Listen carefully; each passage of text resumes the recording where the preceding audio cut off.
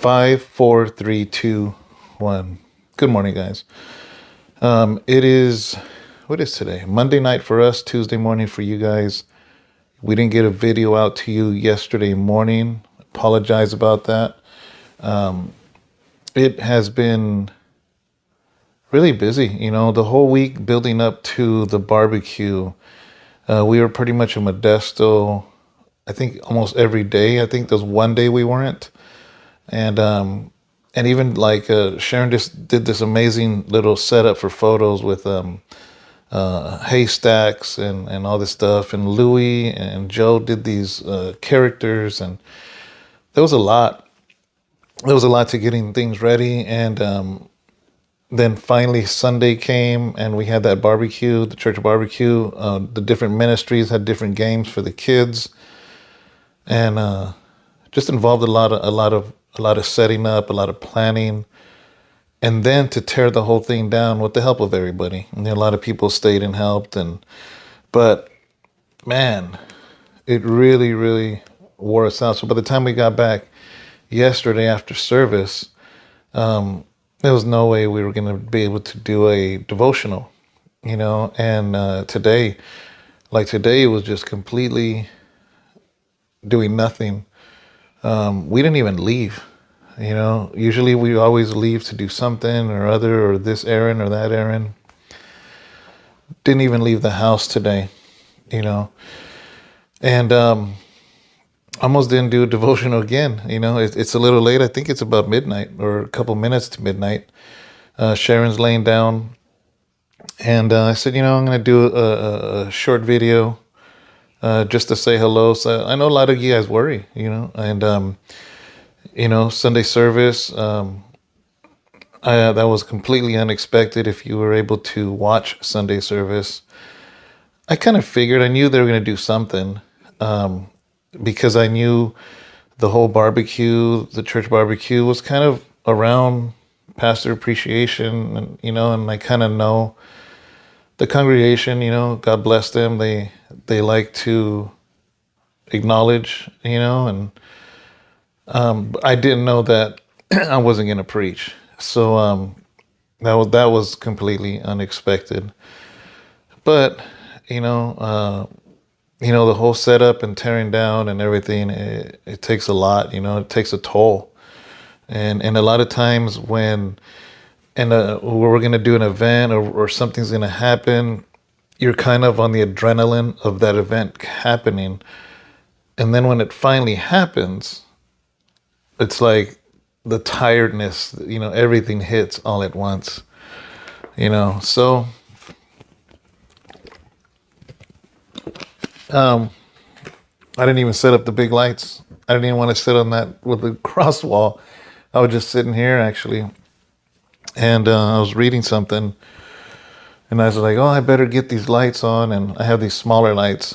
They were kind of next to me, so I just turned these on and just doing a video like that, But, I just wanted to say thank you guys to all of you that continue to watch and view and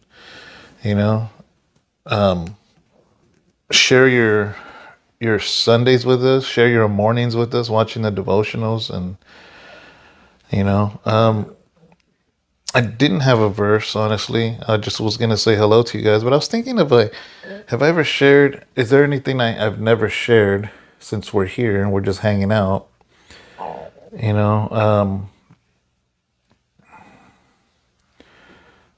I will say, okay, maybe I've never shared this. I just thought of something. Maybe it's boring to you. I don't know.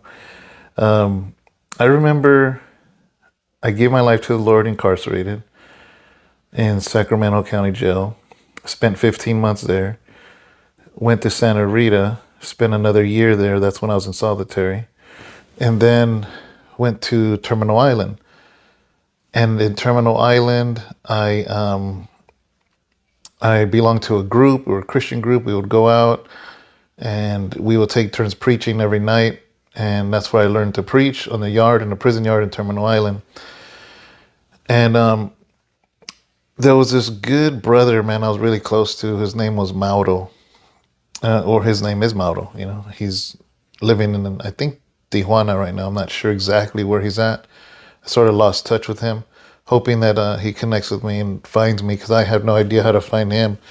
I think I'd be easier for him to find me since I have the same Facebook, the same YouTube channel that I've always had. Anyways, I remember he found out his mother was dying of cancer. And up to that point, man, I had a lot of faith, you know. I was a young Christian, but nevertheless, I believed the scriptures. I believed what the Bible said. And I read through the healings that Jesus did and performed. And so I was sad with him because he was probably my closest friend there during my time that I was there in that prison, Brother Mauro. And he got the call. And here's the thing, right, is he was from Mexico. So his family was in Mexico. It's not like they could visit. They couldn't come to visit. We were in Terminal Island over by Long Beach. And then to top it off, he found out that they gave his mom 3 months to live or 3 weeks to live. I don't remember what it was, but she was really, really sick. And oh man, this guy, it hit him so hard, just like it would anybody hearing about their mom. You know, and I remember he was crying and he was just down, and I just prayed with him. I remember we're on the table in the yard, just me and him, and it was in the daytime. He was just crying, and I was just there, just being a friend, you know. There's nothing you can say. Just be there, you know. Anyways, that night, I remember going back to the unit, and that night I had a dream. I don't remember the dream now, but I remember that in the dream, his mom was healed. I never met her, never saw her, but in the dream, I don't even know if I visually saw it or I just knew, and I was so excited because I believed with all my heart it was a word from God. So I remember rushing to him the next day, and if I believe it was a Saturday, the reason I say that, because we had jobs, so there's no way I could have seen him during the day unless it was Saturday or Sunday. So I'm pretty sure it was Saturday. Went to the yard. I was really excited. I said, brother Mauro. He goes, what? I was like, man, the Lord showed me that he's going to heal your mom. You know, what was beautiful is the fact that he rejoiced. He believed. He received it. He didn't doubt it. He wasn't like, nah. His frown turned into a smile. And I remember we prayed again for his mom. I still remember this. It was 3:00. We prayed for her healing at 3:00. This is significant because he couldn't always use the phone, because when he would call over there, only one family person had a phone. They're very poor where he was in Mexico. I think he was from Michoacan. And he waited until the day, if I believe it was Monday or Tuesday. It was days after we prayed, but I told him, I said, when you call home, remember that we prayed at Saturday at 3:00 in the day, right at 3 in the dot. Tuesday came, I believe, which was 3-4 days later. It was his time to call. He called, they answered, and it was crazy because his mom was there, his brother, I think, and other family members, and they were so excited because she had been so sick until Saturday. And he says, she felt better on Saturday. And they said, yeah, why? And he goes, what time? Just hoping they go, yeah, it was about 3:00. The same time that we prayed for his mom, the same day, she felt better. So for the next month, see, here's the thing, she wasn't a Christian. He shared with his whole family that we had prayed for her healing. The mom received it because she was like Catholic before that. She received it, gave her life to the Lord, and Mauro began to speak life into her, and she was receiving it, and she was getting better. So this went on for maybe 2 months. And then she had been saved. She was reading the Bible. She was praying. She was worshiping. He had directed her some music or something like that, and they're very limited because they're very poor in Mexico in a little village, and he couldn't call that often because not only could he not call because it's hard to connect to them, but you had to have money on your. When you're in federal prison, you can't call collect. You have to have money on your books and to use your money to make phone calls. And he called, and she had gotten bad again. And then he called again, and she had died. And in his tears, in his weeping, he said this, but at the moment he didn't catch it. He said that they were driving her to the hospital because once again she was really bad. I don't remember in what way, what capacity, but they were really worried. And she died in the back seat of the car on the way to the hospital. But in the very last moment, in her very last breaths, she raised her hands and began to worship God and died. And man, I was grooming him to be a leader because at that time I was the leader of the group. He was preaching once a week just like I was. And he was crying saying, "You told me that God was going to heal her. And I believed it. And now my mom's gone." And can you imagine being in prison in another country and you still had 2 or 3 more years to go? I felt so bad. He literally would go to work and go to his bed in his unit every day. He wouldn't go to the chow hall to eat. He had commissary. He would probably eat soups or something if he ate. He literally checked out mentally for about 2.5 weeks. I remember after about a week, the brothers are like, "Hey, what's up with Mauro? How come he's not here? How come he's not preaching? How come he's not fellowshipping?" And I'm like, he lost his mom. And they're like, "Whoa, we're supposed to have faith in God." And they were kind of a little too harsh. I put myself in his shoes. I'm like, man, if I lost my mom when I was in prison, you didn't realize what that would do to me? I said, back off him, man. Because they're trying to hit him up. Why isn't he in fellowship? And they would see him go to work because he had to go to work or else he'd get in trouble. And they would try to get at him and be like, "Brother," and he would just shine them on. I remember going into his unit one day and he was in the TV room just zoned out. Because in prison, they don't have the speakers on the TV. You have to have a radio. And he was just like this. And I didn't bother him. And I'd come back the next day, he'd be there again. After about 3.5 weeks of him literally going under the radar in a prison, which is weird because we're all together, but I finally went to the unit where he lived. Because I lived in the same unit, but I was in A and he was in B. But you could travel back and forth, but I kind of left him alone. But I remember after about 3.5 weeks, 4 weeks of him just completely just going ghost. I went over there. He was sitting on his bed, just staring at nothing. And everybody had a chair. Everybody, your bunk, you had a chair. You were assigned a chair. And I remember going there and I said, "Hey, brother." And he just kind of looked at me and said, "Can I sit on your chair?" And he just looked, staring at the wall.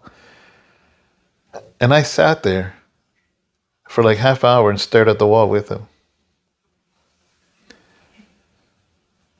Sometimes, the Bible says that there's a time to mourn and a time to kill, there's a time for everything. But I just sat with him. And after about a half hour, I remember I just said, "I miss you, brother." And he just looked at me and he goes, "I miss my mom." I said, "I know you do. I can't sit here and say I know what you feel, but I'm in pain for you too." And that started the process of him coming back to fellowship. And, you know, maybe a week passed where I finally had the conversation with him, and I remember telling him this. I said, brother, I know nothing can bring your mom back. I know nothing I say is going to help. I know nothing. But I need to say this to you. The Lord gave me a dream that your mom would be healed. Your mom surrendered her life to the Lord. He gave her long enough to be saved. And now she's eternally healed. And I know that's not the outcome you wanted. But it's the reality. And the fact is this: a healing is good. But what would you choose, a healing or a salvation for your loved one, if you had to choose? Anyways, that brought him back. He continued to preach. And in all honesty, between you guys and me, it was never the same. He had lost his edge. He was a great preacher, but he lost his edge. He lost something, and it's understandable, man. There's a piece missing when somebody passes and can't be replaced. So because of that, I had built a belief that I no longer wanted to pray for the sick. I didn't want to do it because I saw how it almost caused him to stumble away from God by believing that his mom would be healed physically here on this earth. And after that, for years, I did not like being asked to pray for the sick. It wasn't until, that was in 2000 and the beginning of '07. I still stayed in prison that year, 2008, 2009. I went to halfway house 2009, 2010, and finally 2010, I released from the halfway house, So a good 3 years. I started the church a year later. That's 4 years. And maybe a year after that, 5 years, where I started learning about laying hands on the sick, and I actually started to see people get healed. But for all those years, I didn't mind. I love talking about the healings of Jesus, the healings in the Bible. But as far as now, modern day miracles, or especially me praying for somebody that's sick, I built this belief system that, well, God called me to preach, so that's not my thing. God called some people to cast out demons. God called some people to prophesy. God called some people to lay hands on the sick. I did believe in the healings of God. I just did not want that gift because I didn't want the responsibility of praying for somebody and they still die.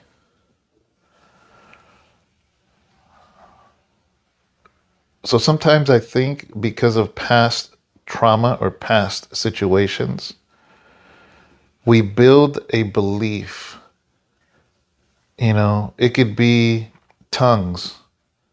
Maybe you prayed for tongues and you saw 3 other people around you speaking tongues and you didn't. So it must not be for me. So you create this belief system, or casting out demons, or praying, or preaching, or evangelizing, or starting a YouTube channel, writing a book, whatever it is, you have this belief system because of a fear. Because in actuality, the root of me not wanting to pray for somebody was fear. That's what the root of it was, So sometimes we got to ask ourselves, is it that we truly believe that? Or does the Bible say that? Or do we kind of build a box to give us an out? So just things we got to ask ourselves, guys. And because I built that belief system because of what he went through, it makes me wonder about other people that doubt these things. the supernatural, spiritual, Holy Ghost things that the Bible talks about, but yet we don't think it happens today. And a lot of times, is it possible that it's because of something in the past that maybe we lost a loved one? Maybe, why do you think most atheists are atheists? Because they lost a loved one and they blame God for it. That's why. And the fact is this, is that people die. Everybody dies. So what, is God supposed to keep everybody alive? Then we'd be immortal. And we have 2,000-year-old people because they were praying to live, and then God kept healing and healing and healing. Now they're 2,000 years old. It doesn't work that way. It's not even rational. Anyways, guys, it's getting even later now. I didn't mean to talk this long, but hopefully it's made you think and you got something out of this. I wanted to share something I maybe hadn't shared, or I don't think I've shared that, but if I have, I'm pretty sure I just summarized it real quick. But anyways, guys, God bless you guys. Have a great day, and see you tomorrow, man. All right, bye.